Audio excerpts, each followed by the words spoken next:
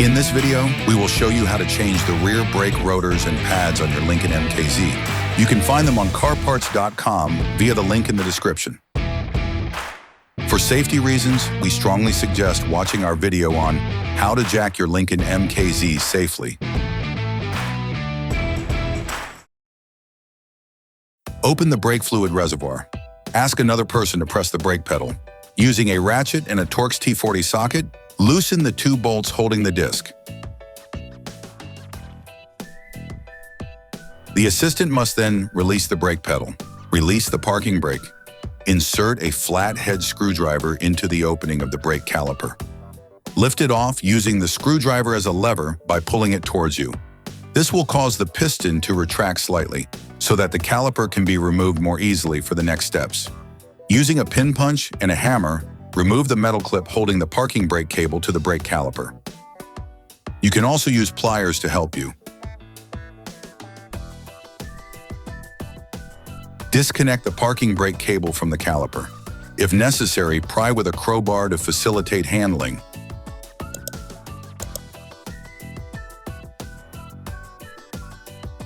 Block the rotation of the guide pins with a 17mm wrench and unscrew the slide pins using a 13mm wrench. Finish unscrewing by hand.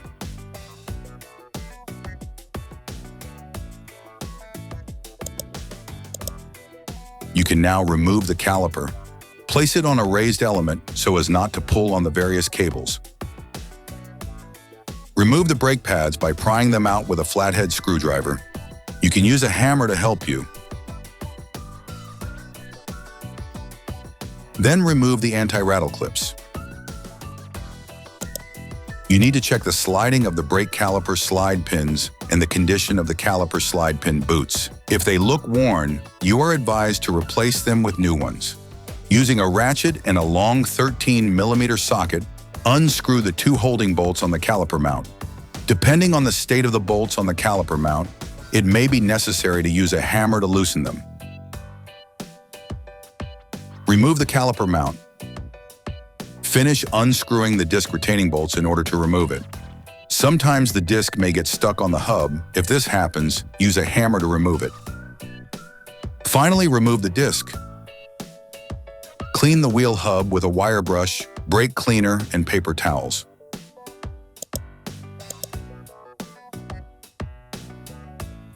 You can order the discs and pads kit used in the video on CarParts.com via the link in the description. Before installing the new disc, it is vital to clean it using brake cleaner and paper towels to take off the storage paraffin. If your new disc is coated, you can place it directly onto the wheel hub. Put the new brake disc in place. Screw the disc retaining bolt back on until it makes contact. Take the caliper mount. In this case, we're replacing the caliper because the piston is extremely corroded and is not functioning properly. For more information, we recommend that you watch our video, How to Change the Rear Brake Calipers Lincoln MKZ. Reassemble the caliper mount by screwing first by hand, then with a ratchet and a 13mm socket to lock them in place. Finish tightening using a torque wrench. Get hold of the anti-rattle clips supplied in the kit. Place the anti-rattle clips on the caliper mount.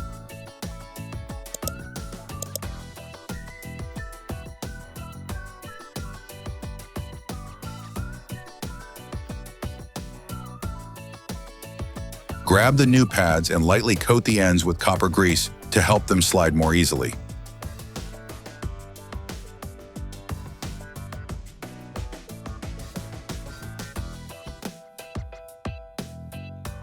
Insert the new pads into the caliper mount by sliding them in.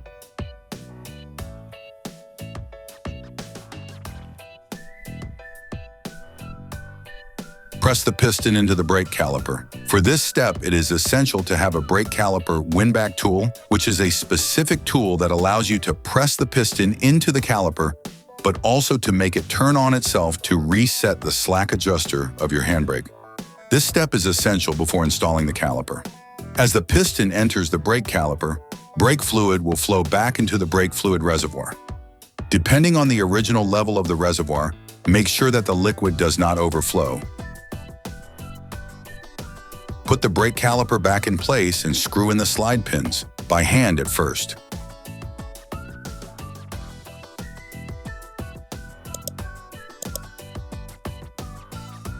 Screw them in using a 14mm wrench. You can use a 17mm wrench to prevent the bolts from rotating. Finish tightening using a torque wrench.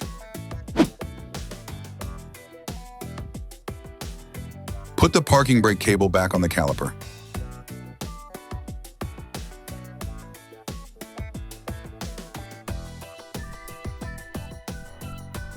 Lift it off using a small crowbar as a lever.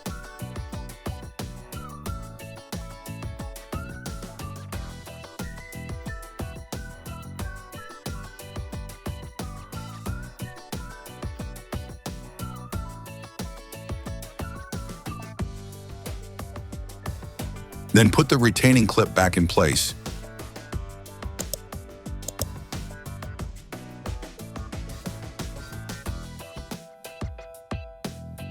You can use a hammer to insert it properly. Ask another person to press the brake pedal. Finish tightening the disc retaining bolt with a torque wrench. Clean the disc with brake cleaner and a cloth to remove the grease from the new pads. You can now repeat the same process on the other side. Then you will be able to put the wheels back on your vehicle.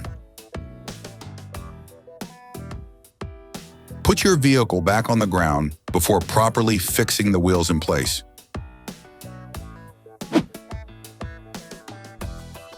Don't forget to screw the brake fluid cap back on before starting the car. Attention!